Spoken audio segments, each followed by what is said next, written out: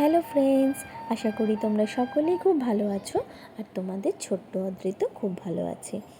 আজকে আমরা মা ছেলে বেরিয়ে পড়েছি মা মঙ্গলচণ্ডীর মন্দিরে। এখানে প্রতি বছর জ্যৈষ্ঠী মাসের প্রত্যেক মঙ্গলবার করে মা মঙ্গলচণ্ডীর পুজো হয়। তবে আজকে মঙ্গলবার নয়, আজকে শনিবার, কিন্তু মেলা যেহেতু এখানে হচ্ছে তাই ছেলেকে নিয়ে একটু চলে এসেছি। আর মন্দিরে মায়ের পুজো তো নিত্য পুজো তো হয়, তো সেই জন্য আমরা এখানে এসে আগে একটু পুজোও দিয়ে নিয়েছিলাম। এই পুজো বহু প্রাচীন, বহু দূর দূরান্ত থেকে ভক্তরা এই মায়ের পুজো দিতে আসে। আগে মঙ্গলবার করে মায়ের পুজো হতো আর মেলা হতো, কিন্তু এখন জ্যৈষ্ঠ মাস জুড়ে মেলা বসে, তবে পুজো মঙ্গলবার করেই হয়। আর যেহেতু মঙ্গলবার নয় তাই ভিড় নেই বললেই চলে। আর বিকেলের দিকে একটু বৃষ্টিও হয়ে গেছে, তাই সেরকম লোকজন হয়নি, বেশ ফাঁকা। তো অদ্রিতকে নিয়ে মন্দিরে ঢুকে দেখলাম ঠাকুরমশাই নিত্য যে সন্ধ্যার যে পুজো হয় সেই পুজোর জোগাড় করছেন।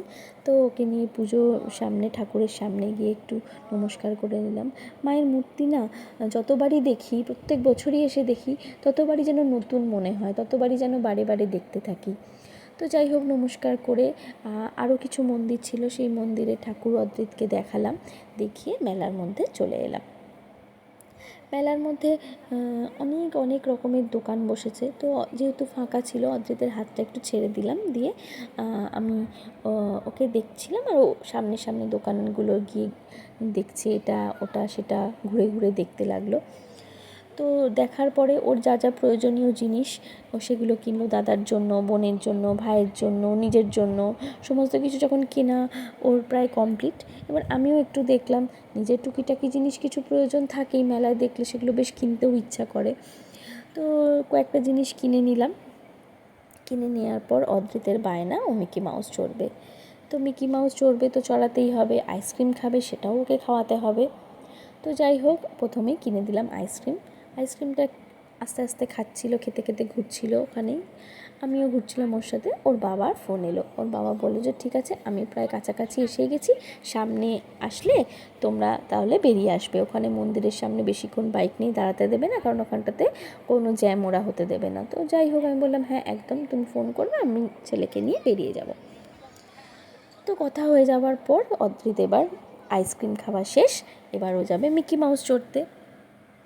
তো ওকে নিয়ে গেলাম সামনে, মিকি মাউসের সামনে। তো দেখে তো খুব খুশি, খুব খুশি। এগুলো চড়তে তো যে কোনো বাচ্চাই খুব ভালোবাসে, আর ও তো ভালোবাসেই।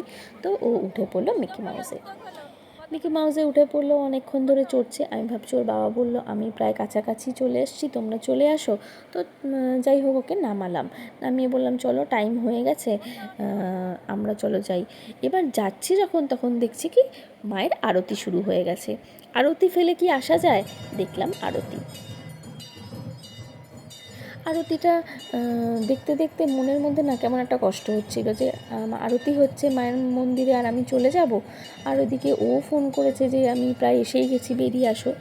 শুধু আরতি দেখছি আর মাকে বলছি, মা তোমার আরতিটা শেষ হয়ে যাক, তারপর যেন ও আসে। বলতে বলতে সত্যি মানে কি বলবো, আরতি শেষ হলো, শান্তির জল মাথায় পড়লো, আর ওর ফোনটা তখন বেজে উঠল। ফোনটা রিসিভ করতেই ও বলল আমি বাইরে দাঁড়িয়ে আছি, তাড়াতাড়ি চলে এসো।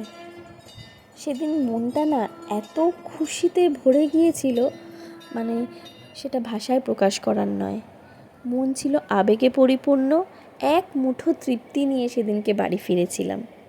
তোমরাও যারা এই মন্দিরে আসোনি, একবার অবশ্যই দর্শন করে যেও।